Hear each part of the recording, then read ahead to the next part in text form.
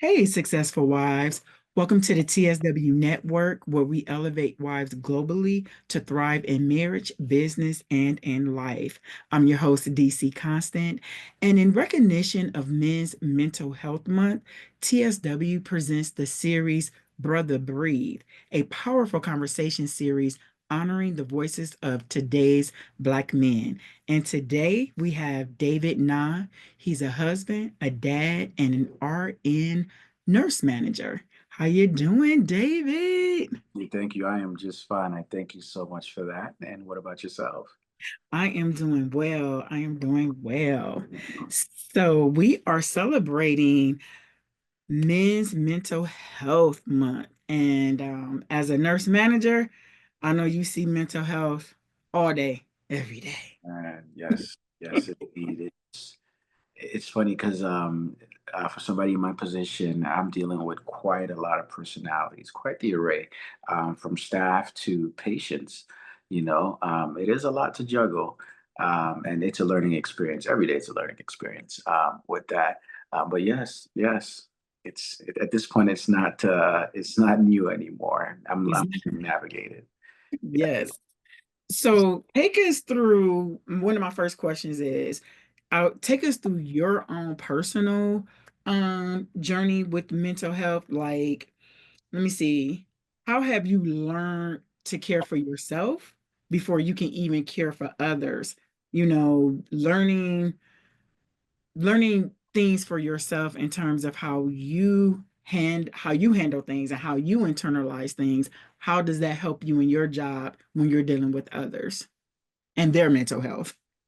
Oh man, I I'm moved by a few upbringing lessons I've learned from my father and mother, and really my brothers and sisters too. For one of the many sayings we abide by is that charity begins at home. And the second one is that God gave us um, two ears, two eyes, and one mouth, and that's to place emphasis on observing, being very observant, being very vigilant on the things around you, the folks around you. I mean, essentially, your environment, who's doing what, when, why, and just appreciating those things before you have any sort of feedback. Asking yourself questions too, and really understanding that everyone is different. Everyone is different. Everyone is not like you. Everyone different, grew up in different households, different environments, some with mothers, some without, some with fathers, some without. There's a lot of factors at play. And so before you leap, you need to consider all these things, all these factors, and then some. Of course, there has been cases where I have failed to take said approach. Um, and those experiences, those times are learning opportunities. Um, so yeah, um, I would say my upbringing has really taught me a lot, as far as how to deal with other people, how to deal with folks at work, and even in my household now with getting married and having a child is a major change, man. It's a major change, and I'm still learning. No one is perfect. That's for sure. I'm still learning.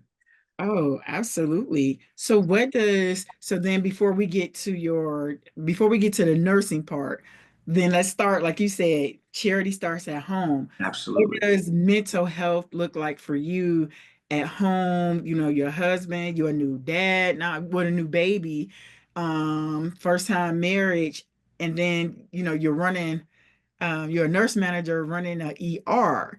That's So, woo, woo, woo. So let's start. What does that charity at home looks like? What does that mental health for you, the vulnerability? What does that charity look like for you? home, as many would say, is your safe space. It has to be your safe space. It's the place where you hit the reset button. As a nurse, I like to use the analogy of seizures. You see somebody who's seizing, all the jitters going on. It's like a storm, some kind of thunderstorm going on, and that's what I imagine outside to be. Outside is like a world season.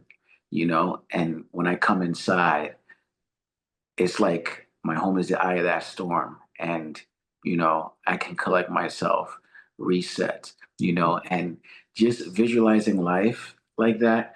I'm not gonna lie to you, it has low key made me a homebody to an Oh, extent.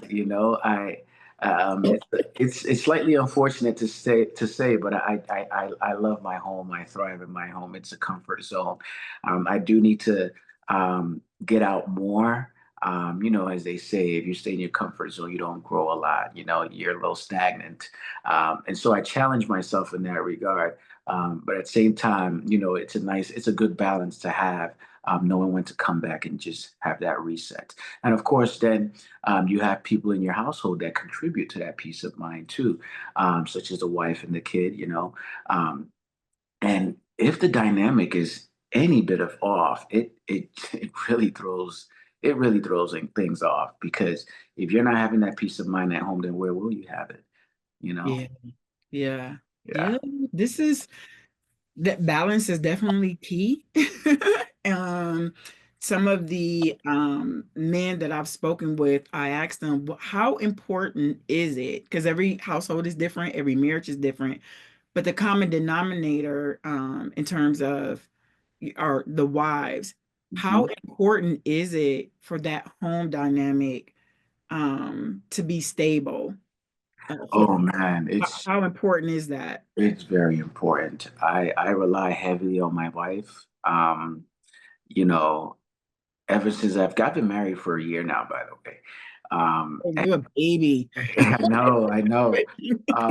Yeah, it's been a year now. I mean, I've known her for 3 years, married for a year. And yeah, we've got a kid now. Yeah, I have no complaints. And I must say that within that time span, I have heavily relied on my wife. Heavily relied on my wife. Out there, I'm viewed as strong, consistent, hardworking, etc., etc. But these things are not possible without my wife, my home, being as it is. Because this is where, again, I hit that reset. This is where I get that rest to be able to wake up the next day and say, I'm ready. Put on that cape and get back out there and keep on keeping. So yeah, again, home is very important. Wife is very important.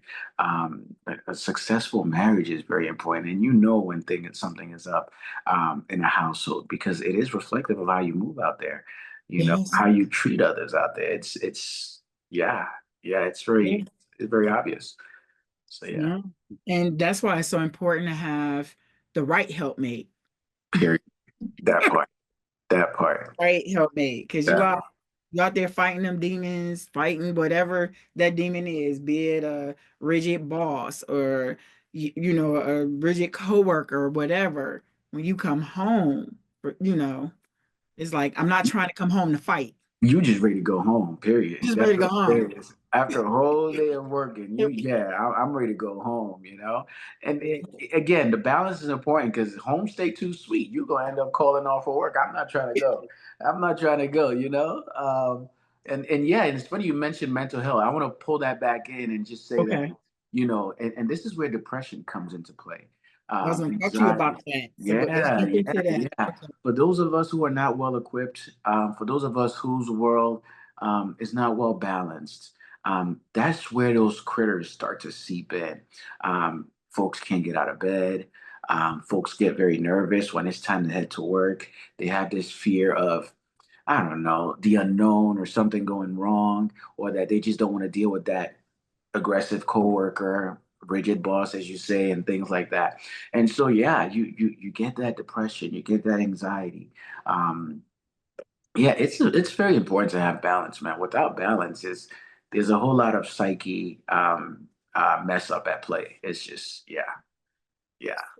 So moving into the mental health in terms of the hospital, because you're a nurse manager, so you see that. What what are some things that can cause depressions or all these other different mental things? And then how can people cope with that? Like what type of tools? What have you seen in your personal, profession? And then how did you navigate helping that patient? Man, it's a variety of things, man. It can be a variety of things. I mean, I can't speak for others, but I'll certainly speak for myself. When I first became a nurse, and I started in the inpatient unit. I'm talking med surg tele, et cetera, et cetera. Slowly made my way to the ER, and that's where I really start to see. Um, it's like the ER department. I like to see it as the unfiltered. It's the raw, you Mhm. know. And that's where the PTSD began. I started noticing it in others anyway. Um, I don't know. I can give an example of, let's say, a tragic car accident. Patient comes in on a stretcher. They're coding the patient, CPR in progress, things like that. Um, and you'll notice some people just don't know how to react or intervene in that moment. And it could be for a variety of reasons, be it that they've had loved ones that have been in that position before, and so it triggers some kind of past trauma for them. Yeah, it could just be, or it could be just a lot to take in at once if you're new to the ER setting, and haven't had this kind of exposure before. And so going forward, you're just, you see things like that. You get like frozen to the core, not knowing what to do. You know, so overwhelming. That's the word. It can be overwhelming, and it doesn't have to be a coach situation. The ER can be full of patients, and they just keep coming in, coming in, coming in. You're short staffed, so you're having to wear a lot of hats. You're overwhelmed. You're overwhelmed. The burnout. Especially since COVID, which has really quickened my career as a nurse. It's sped it up so much. I certainly felt a burnout after the fact. But to get to the point of how I manage, I you got to take breaks. You got to take breaks, and you have to breathe. You have to talk yourself through it. Some people think it's insane to talk to yourself, but man, I tell you, as an ER nurse, it's a blessing if you can at least do that. If you can tell yourself, "Hey, you got 12 hours. Just get this, bust this down. 12 hours, we got this," or that, the ER is full and you got patients coming in. Hey, I'm doing as much as I can, and that has got to be good enough. Some positive reinforcements in that regard. It goes a long way. It goes a long way, at least for me. At least for me. And I also keep in mind that it could be worse. At least I got a job. At least I'm able to feed my kid, my wife, keep a roof over their heads. Yeah, there's many a motivation. And again, I keep saying it, my family, my upbringing really helped a lot because I grew up poor. And I know what it's like to not have. And so to be able to have something tangible, to be able to make an impact, yeah, I'm shutting up. I'm shutting up, and I'm gonna do what it do. So yeah, But so then how do you, so you may say talk to yourself in the moment, but how do you feel about um how do you self-care with that then, with your mental, because I'm sure you've already been through some burnout phases, but how do you get back even after that burnout phase, like to keep this strong up here to do what it's you the do? family. It's the family. You wake up, you see your kid, he's laughing. You see your wife. Life is going on. Okay. Life is going on, regardless of how you feel. Life is gonna go on, and so you have to take it upon yourself. Well, rephrase. I have to take it upon myself to know that I don't want to get left behind. I want to see this through. I want to see my kid grow up. I Mm, want to see what that ending looks like. And honestly, that is what keeps me going. I've come this far. I'd be damned if everything I've worked for, you know, be for nothing. mhm. That's what keeps me going. Uh, That's good. yeah, yeah, yeah. And let me not forget the importance of God in my life. Um, I know I don't speak about him too much to many. I like to be a I'm trying to choose my words carefully, but I don't like to Bible thump and things like that. But I do like to let folks know that there is a higher power up there, and he's working in mysterious ways that you may not understand right now. You just got to see it through, and you've got to pray for resilience, for that wisdom, for that knowledge, for that understanding, for that patience to see it through. Um, and I just leave it at that. A word is almost always enough for the wise. So yeah. Yes. I no, thank you for that because yeah, I mean, we can do all these things, but without him is not possible. So, and you don't have to be a Bible thumper. That's why it's called a personal relationship. There you go. Period. Yes, yes, yes. Amen to that. Yeah. So I wanted to ask, so being in the healthcare field, what kind of support systems are most helpful for men working in emotional demanding role, such as nursing? So you shared, some of you, but what some speak to me in terms of someone listening, they like, wow, that nurse manager, he's strong, man, but what can I do? What are some other tools that people can look to do, some other men, specifically men, because healthcare is such a demanding, it's very demanding. Yeah. And if you're not careful, you will get swept up. So, what other type of outlets that you can share that others can do? Honestly, oh man, I don't know if I'm the right person to ask that. That's a strong Okay. question. I'm not gonna lie to you. Okay. I don't know. It's because I don't know if it's maybe I haven't done my due diligence, or maybe I've just been okay with what I have. But I will say, in all my history of practicing as a nurse, healthcare has failed us. Mm, As healthcare workers, the medical, yeah, no, it's failed us. It's failed us. For both men and women. There's not much support as far as mental health goes, as far as having somebody to talk to goes, things like that. I mean, again, I keep referring back to COVID, and that's because it's one of the most recent phenomenon that we have something to compare to, right?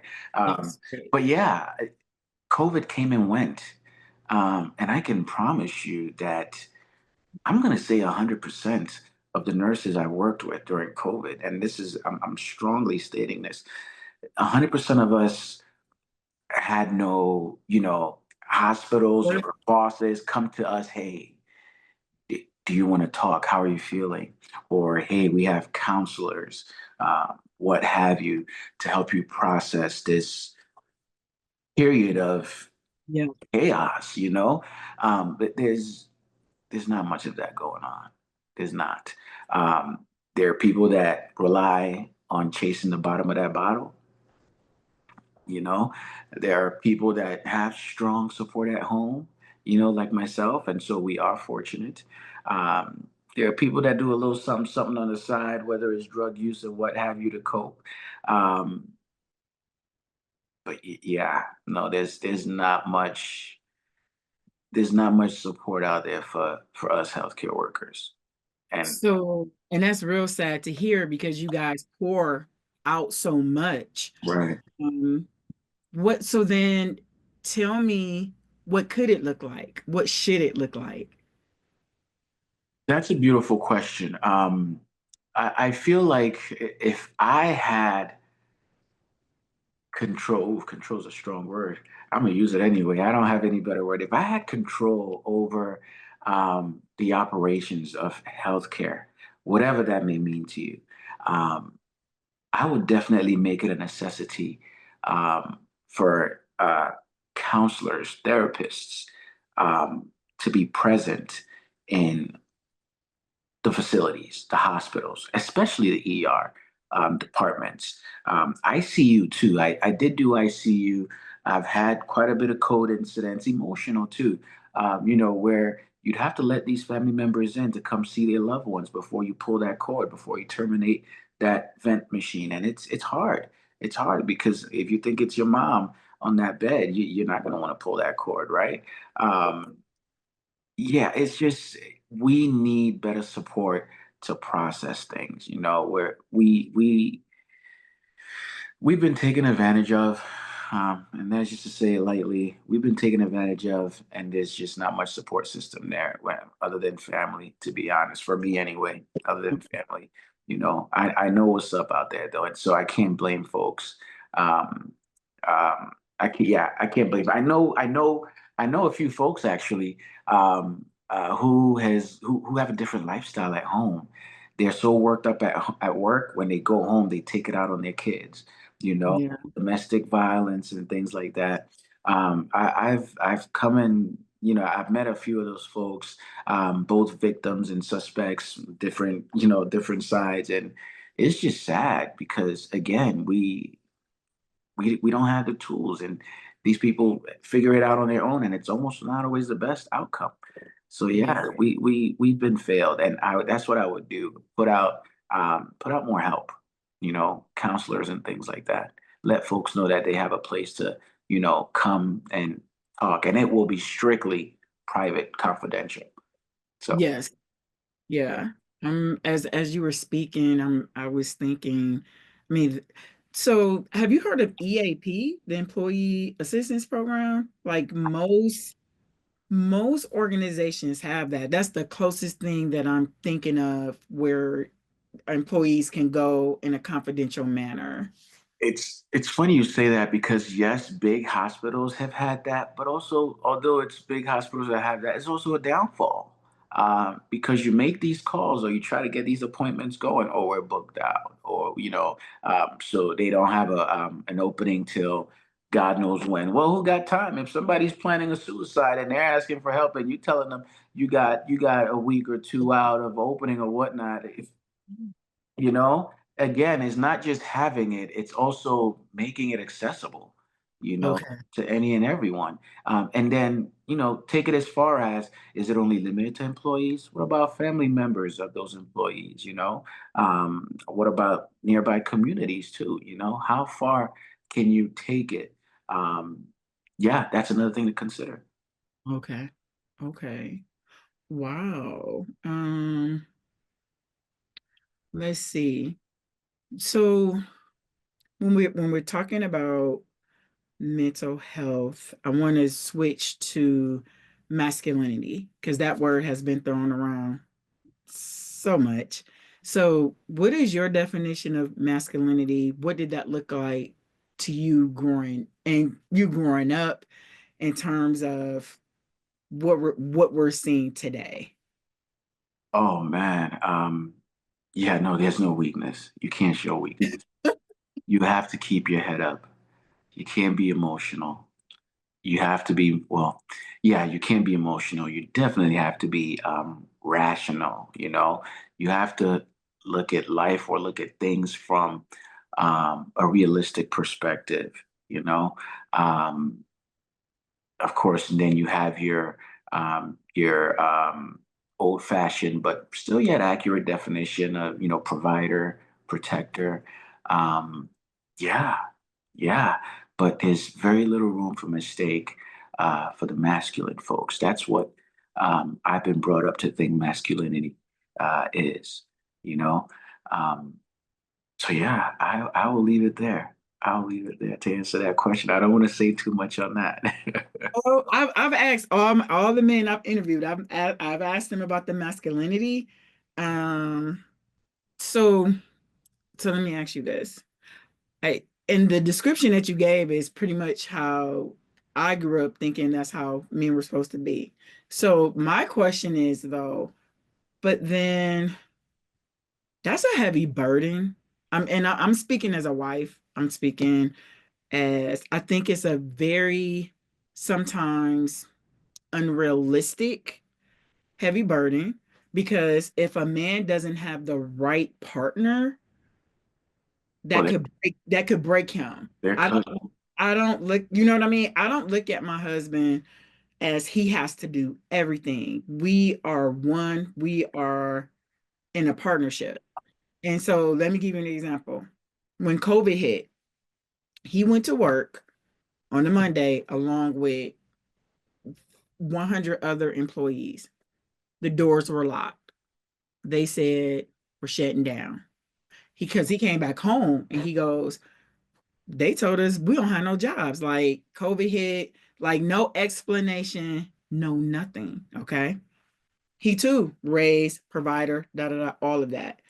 He tried to find a job for like 6 months, which was difficult because he worked in the hotel industry.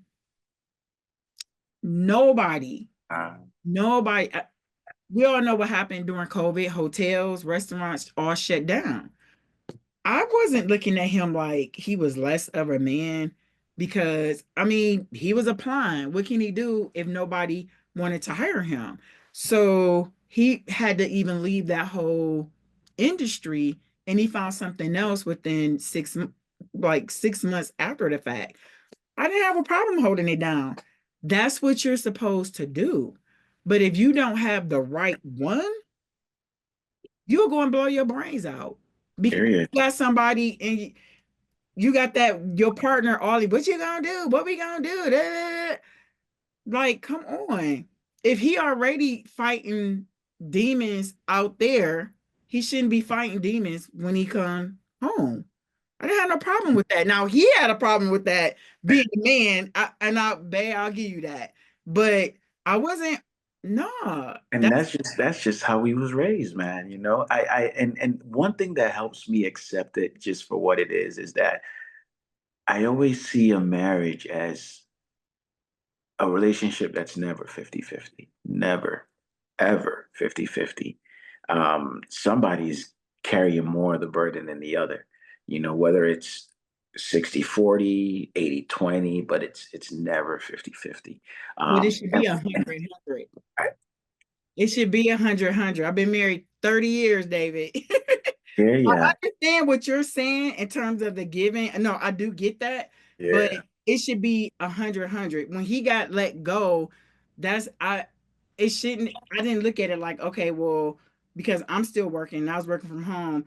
I'm holding it down, but I didn't look at him like he was less of a man. If that make you a man, you know exactly what I'm saying. Absolutely, absolutely. And it's like we're in this together. It's a partnership. When I wasn't, when I had got laid off, he wasn't like belittling me or anything like that. And so when I hear these stories, I'll be like, I'm so blessed. I'll be like, I am so It's blessed because it's a we are spectrum. in this together. It's a spectrum, man. That one day you're here, next you're here. It's a spectrum, and you just have to adapt and be mindful that it's not locked in place. It's not always going to look that bad, and at the same time, it's Yeah. not always going to look that good either. And so you always have to, stay alert and prepare for the worst.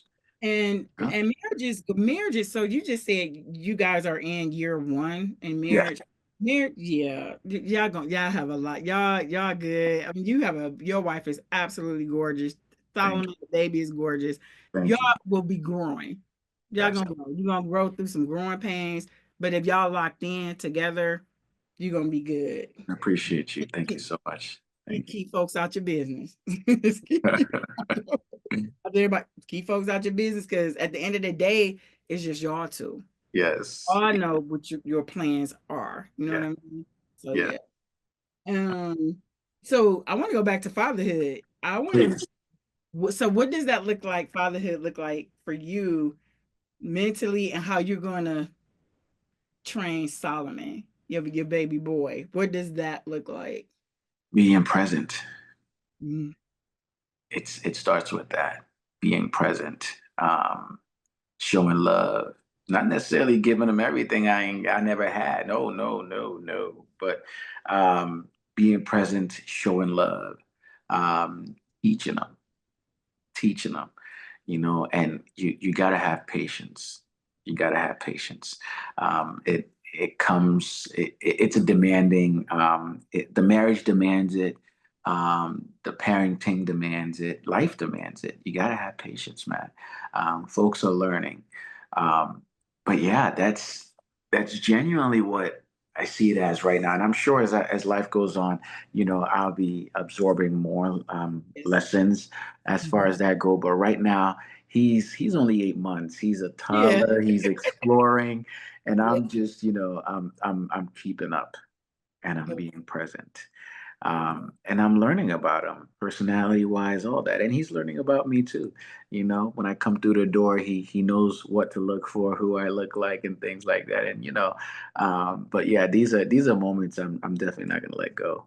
But yeah, Oh, being present is where fatherhood starts. Because absence absence yields chaos, and it's like the saying goes: if you don't raise that kid, the streets gonna raise him. You know, mm. the streets gonna raise them. So yeah, figure it out. He said mama you or know, dada yet? Which one? what's that? Has he said mama or dada? Which came first? He's not much of a talker yet. I'm not gonna lie. He Okay. babbles. He babbles, no doubt. But um, no, and I need to break him out of the habit of this pacifier he's got in his mouth. Oh, But he's not much of a talker yet. He smiles a lot, though. He okay. smiles a lot. But yeah, no, he hasn't. I mean, my wife did say that he said Jada first. I'm not gonna lie, but I, Okay. I, I was at work. I missed it, unfortunately. Okay. But I'm waiting. I'm waiting. When I'm home, I'm waiting. So I can't answer that question just yet. I need to hear from me, Oh man. I can't wait. I I can't know, wait. I know. Me too.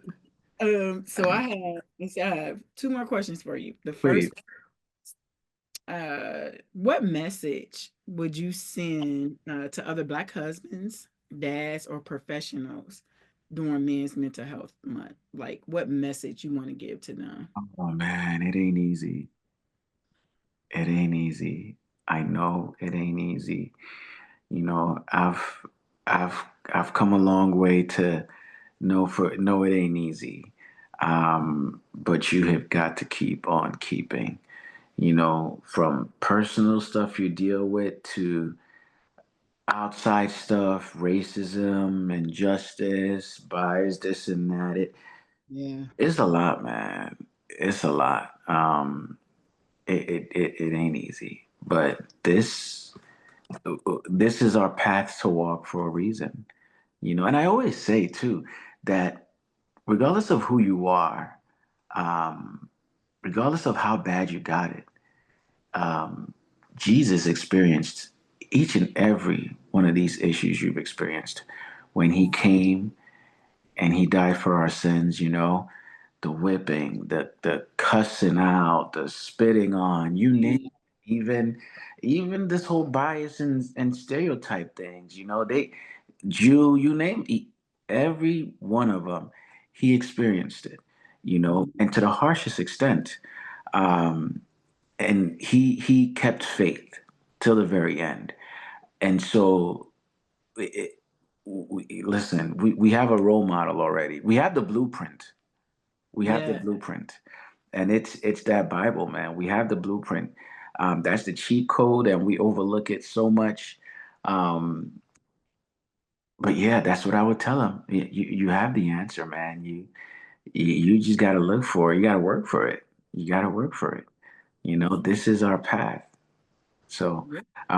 I would tell them to be steadfast, and to hold those things that mean well to them close, and just be prayerful. Be prayerful, have faith, because trust me, although people don't take advantage of it, it's very effective. Yes. Being of good faith, you can be prayerful. So. Yeah, totally agree. Totally. Amen, brother. I totally agree with that. And as we wrap up, what does your legacy look like for you? The kids, for me, it's my kids. I want to Okay. have more. Um, We want that baby girl? I, I'm taking what I get. Okay, How okay. about that? Um, but yes, legacy means family for me. That's how I define that. Legacy also means hard work. That's second up. Okay. Legacy means belief, you know, believing in God, believing that He's the center um, of all things, you know. Um, but yeah, legacy definitely means family to me. And I mean, I don't know how else to say it, but it's all about family, you know. So yeah, it's not even about the materialistic stuff. It's not even about how much money you got and this and that. I, yeah, no, no, no. That's not. It's not Temporal. necessarily what I'm focused on. But it's you have to. Oh, and that's another thing actually. Making a name for yourself in a positive light. Like if you were to die today, what would people remember you as? You know, what would be in that obituary? You know, that is also a part of the legacy for me. And it doesn't have to be the outsiders. It can be family. You know, what would family remember you as? So yeah, that's legacy for me. Yeah, You know, love that. I love that. yeah, appreciate you. Thank you. Mm. So, as we wrap up, we just want to thank David, the nurse manager, for being with us today. Such an honor. So proud of you. And Thank you. Thank you. I appreciate the time. I appreciate the opportunity to be on this platform to share my thoughts. I do keep an eye out, and man, you guys have some heavy topics, man. Y'all some heavy hitters. I kid you not. I have to. There's a lot of unpacking with these talks you put out. There's a lot to unpack, man. And sometimes you get called out and you don't even know it. Like you're not even a part of the show, and you're just watching it. You get called. You're like, oh shoot, that is true. Now I come to think about it. But yeah, I appreciate what you do. Reaching out to the brothers, um, taking care of us. Really, you don't even know it, but that is what you're doing. You're taking care of us. So I appreciate that. thank So you. yeah, thank you for having me on the show. Oh, absolutely. And guys, drop your comments down in the chat. And until next time, remember, wives, you define your own success. Until next time, take care and God bless. And thank you, David, so much for Thank being. you. Thank you. All right now.